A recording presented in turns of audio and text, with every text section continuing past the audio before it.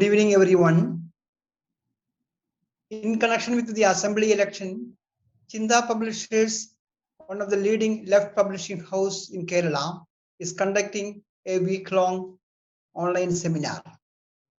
Today, PRABHAT PATNAIK, who is a renowned Indian Marxian economist and former planning board vice chairman in Kerala, will be talking about why the left to be re-elected in Kerala. Now, I would call Mr. PRABHAT to deliver his thoughts. Friends, in a few days, Kerala, together with some other states and union territories of the country, would be going through the poll process to elect a new government to run the state. Kerala elections, however, are not just important for electing a new government for the state. They are at a very critical juncture in the country's life. At this moment, there is a real onslaught of neo-fascism on the entire polity and society. Our constitution is under attack. Our democratic structures are under attack. Our entire set of institutions which are supposed to defend the democratic structure are being subverted, and civil liberties, the freedom of expression, the ability to read and write whatever one wishes to, is getting completely subverted because of the emergence of neo-fascism in the country. Now, this is not just a phenomenon which is confined to India. Neo-fascism is a phenomenon which is now emerging globally, and it is symptomatic of the fact that neoliberal capitalism is in a situation of crisis. Basically, whenever there is an economic crisis, you find that corporate capital gets the support of fascist and now neo-fascist elements to prop itself up, to defend itself, to support itself, to derive sustenance from these elements. Corporate capital finances them, and they in turn change the discourse, change the political discourse away from, or the economic discourse, away from the question of the crisis, the distress of the working people, the unemployment, to the other, to a division of the people along the lines of us and them, into a majority and a minority. They hold up a hapless minority group as the villain, and then they blame the ills of society, the distress of the people upon this hapless minority. This is typical of fascism. And I want to make it very clear that fascism is not just an obnoxious phenomenon, it is a phenomenon which is sustained and supported by corporate capital in a situation of crisis.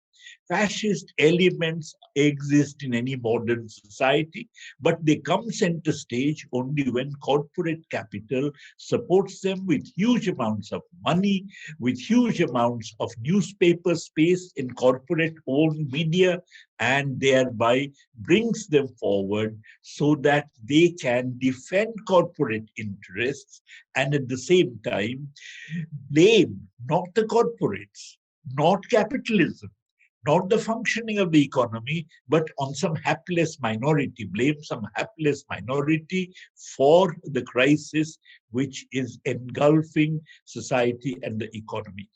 This is exactly what had happened in the 1930s. In the Great Depression, huge unemployment in Germany, in Japan, all over the world. And in this situation of unemployment, corporate capital really financed the emergence of fascist forces, fascist elements, so that they could then get the support of these fascist elements to remain in power and to not be facing the anger of the masses, because fascism plays the role of diverting the discourse. Now, this is exactly something which is happening now. Neoliberalism has run into a dead end. This is something which even bourgeois, liberal bourgeois newspapers and spokesmen, not in our country, but say in the United States, in the United Kingdom, even liberal bourgeois newspapers are admitting that really something new has to be done, except that within the framework of neoliberal capitalism, they cannot think what new can be tried out. Until now, neoliberal capitalism, even though people were becoming worse under it, sustained itself on the prop that tomorrow will be better. That basically the effects of growth are going to trickle down to everybody. All right, you may be suffering today, doesn't matter. Tomorrow you're going to be better off. But with neoliberal capitalism now getting into a crisis, with the entire growth under neoliberal capitalism coming to an end, and it's coming to an end is a result of its own inner immanent logic, you find that now it really needs the support of the fascist and semi-fascist elements. In our country, this is happening all over, as I said, Ukraine, Germany, Poland, Hungary, uh, the United States, Brazil, the Philippines, and so on, where fascist element, Turkey, are in India, they're in power. But in other countries also, where they are not in power, they are actually on the ascendancy, very, very serious contenders for power. They are actually making a push for power. For instance, AFD in Germany, the UKIP in Britain, Marine Le Pen's party in France, you just name it. Everywhere in the world, fascist elements are coming up. And these elections in India, by the way, the Indian fascism is much closer to classical fascism than even these other forces that I have been talking about. In India, for instance, a gentleman called, because as you know, the RSS was founded in 1925, and a gentleman called Dr. Munje, an RSS ideologue, had actually gone to meet Mussolini at a time, I must remind you, when Jawaharlal Nehru, a leader of the anti-colonial struggle in the country, Mussolini was very keen to meet Jawaharlal Nehru, but Jawaharlal Nehru, when he was returning after his wife's death in a sanatorium in Switzerland, stayed in the plane in Rome, did not get down, even though Mussolini's emissary pleaded with him for more than an hour, for 2 hours, to simply get down and have a talk with Il Duce. So at a time when the Indian anti-colonial struggle was clear in its opposition to fascism, you actually had the RSS people meeting the fascist elements, and therefore they are very clearly closer to classical fascism than even anywhere else in the world. And what is more, Golwalkar actually expressed admiration for Hitler's treatment of the Jews, something which, of course, was later, kind of taken out of his book, but it was there. So this is the situation in which we are in this country. Kerala elections are extremely important in deciding which way the country is going to go. And for any fight against fascism, the most reliable, the most consistent, the most far-sighted force is, of course, communism. The communists have always been in the forefront of the fight against fascism. As a matter of fact, in all the talk that has occurred around the Second World War, it is often in the spirit of the Cold War pushed to the background that Hitler was defeated by the Soviet Union. Professor Joan Robinson, one of the outstanding economists of the 20th century, who had a very close link with Kerala, used to come there every year and spend some time in the Center for Development Studies in Thiruvananthapuram. Professor Joan Robinson always used to say, when someone was very critical of the Soviet Union, that do not forget But for the Soviet Union, we would not be sitting here today. She was an English lady, a professor at Cambridge. So the point is that historically, the force that has been most consistent and thoroughgoing in its anti-fascism and fighting fascism has been the communists. And therefore, this is something which is also admitted by the fascist elements themselves. For instance, uh, it is mentioned in Golwalkar that our three enemies, one of them is the Muslims, the other is the communists, and the third is English educated people. But the point is that they see the communists as their most basic enemy. And as a matter of fact, you find that the ABVP as a student body was set up not by the BJP, is not a front organization of the BJP, by the RSS to fight communist influence in the universities.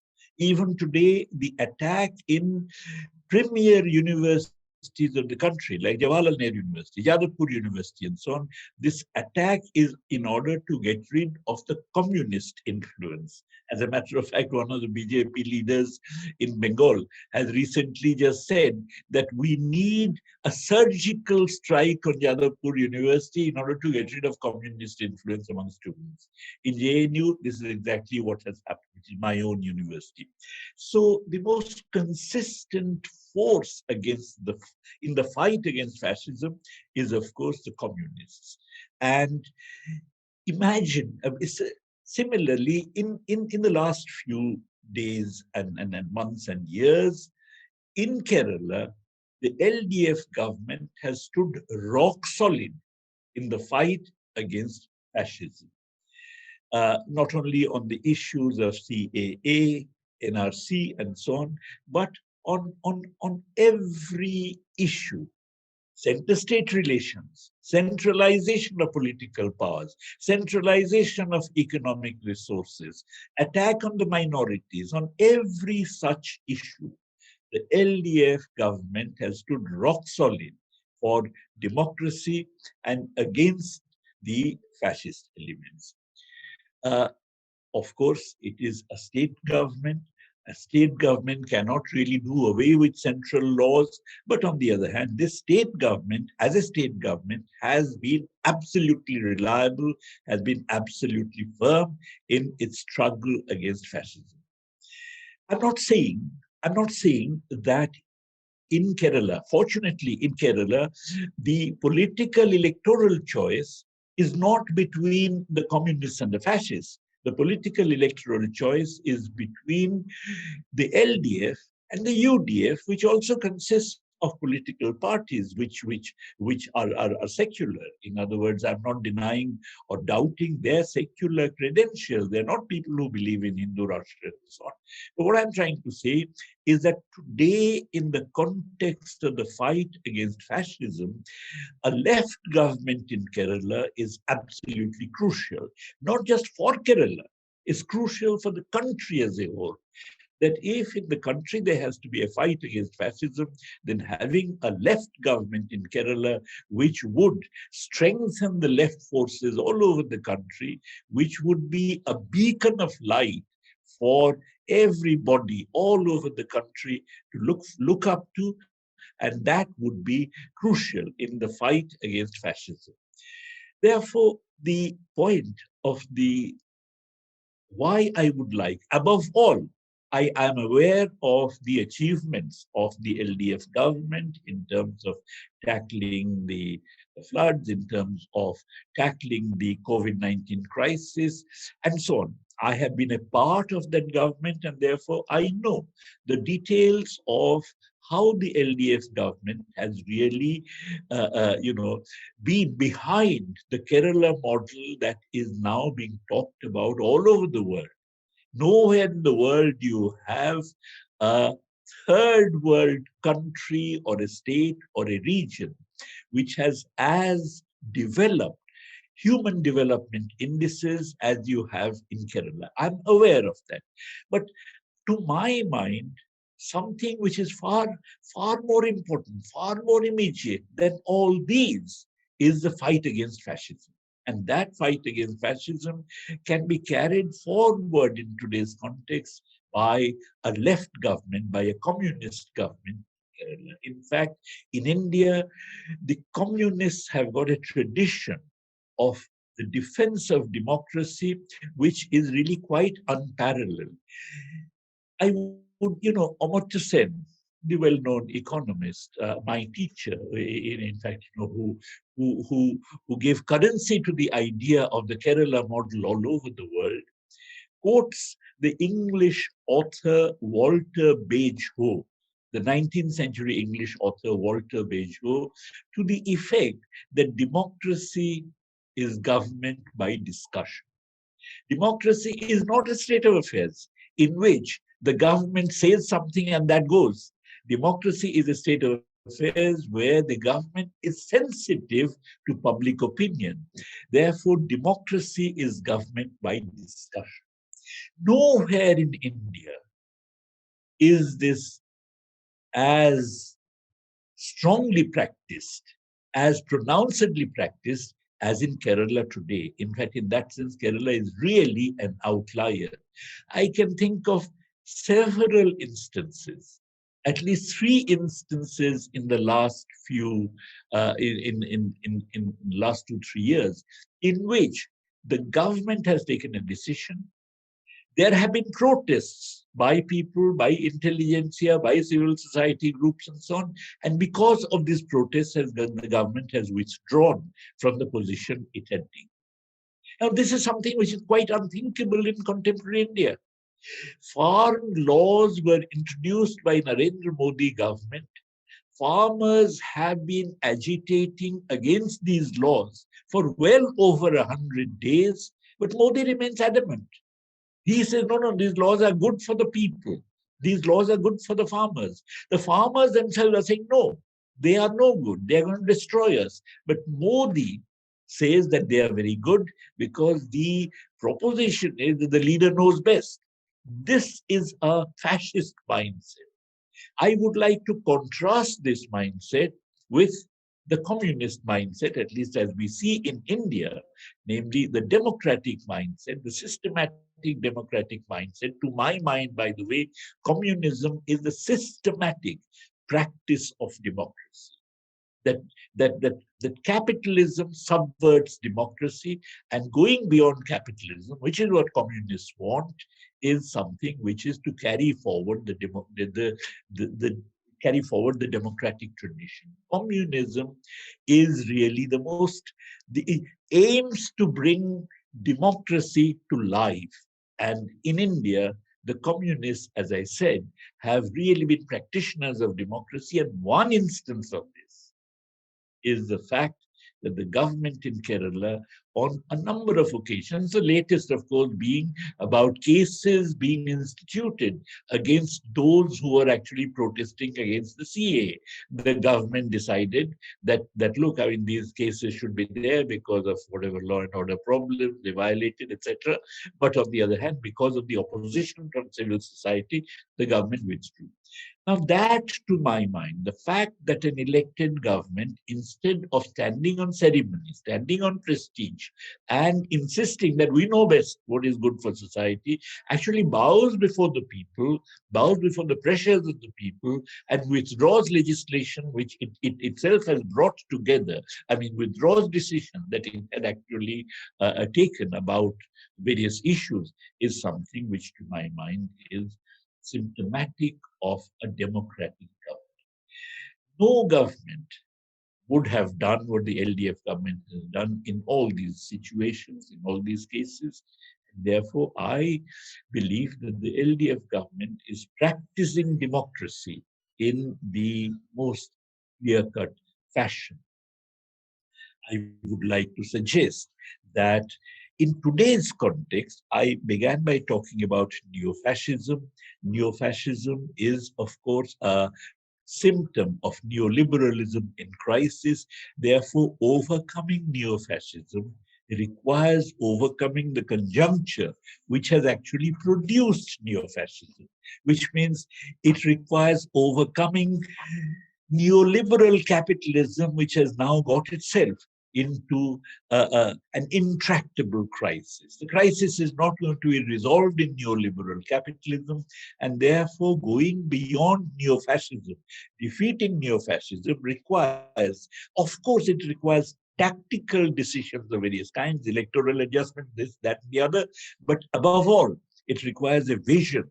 It requires going beyond neoliberal capitalism, transcending the current conjuncture of neoliberal capitalism. And this is something which only those who have the vision to go beyond would be able to do. And the communists have that vision. In fact, the communists are distinguished from every other political formation in the fact that while every other political formation remains limited to defeating fascism, yes, I mentioned that in Kerala, even UDF has got secular, it has secular parties in it. But you see, these secular parties nonetheless see this neo-fascism essentially in political terms. That, okay, these fellows, did electoral malpractices, or they kind of use some kind of, uh, tricks of the trade in order to win and so on. But everything is discussed in terms of political expediencies which the neo-fascists may have used to come to power. The communists are the only persons who actually have an understanding of the political economy of neo-fascism and have the willingness and the courage and the vision to think in terms of going beyond neo-fascism. Therefore, as I mentioned, not only in general, communism is totally opposed to fascism. Fascism believes in dividing the people, communism believes in uniting the people. Uniting the people in a brotherhood of the oppressed, of the workers, of everybody who's willing to join in the grand vision of the liberation of the working people and their awakening to freedom. And this is therefore a general contradiction between fascists and communists. But this general contradiction is something which is even more strongly relevant in the current conjuncture, because going beyond neo-fascism requires going beyond the crisis-ridden neoliberal capitalism. And this is the reason why the communists alone have the vision to lead the struggle against fascism. I'm not saying the communists alone are going to fight fascism. Of course, it has to be a united front of all the people. But among these people, in this united front, the presence of the communists is absolutely essential. The vision of the communists is absolutely essential. The foresight, the theory, the reading of the situation the communists have is absolutely essential. And it is for this reason that in the national scenario today, the fight against fascism would lose immensely if the communists are not a part of it, or if they are weak. By the way, fascism itself would not have arisen if the communists had not got weakened for a variety of reasons I don't wish to go into in the last few years. But the point is that since the communists have got weakened, but Kerala is one place where they remain powerful. The people of Kerala are sympathetic to the vision of the communists, and therefore this vision of the communists is absolutely essential for any fight against fascism. And to carry forward this fight to completion, to carry forward this fight to success, if Indian communists have to make a mark, then the one state in which they have a government, the one state that still preserves the strength of the communists, must re-elect them. The LDFs coming into power in the coming elections is absolutely essential for the people of the country to defeat fascism. And therefore, I would urge the voters to vote the LDF to power, because not just because of its achievements within Kerala, but above all, because the situation in the country, I would even say the situation in the world, is one which demands it. Because rolling back neo-fascism is something which is going to be greatly helped with the victory of the LDF. Thank you very much.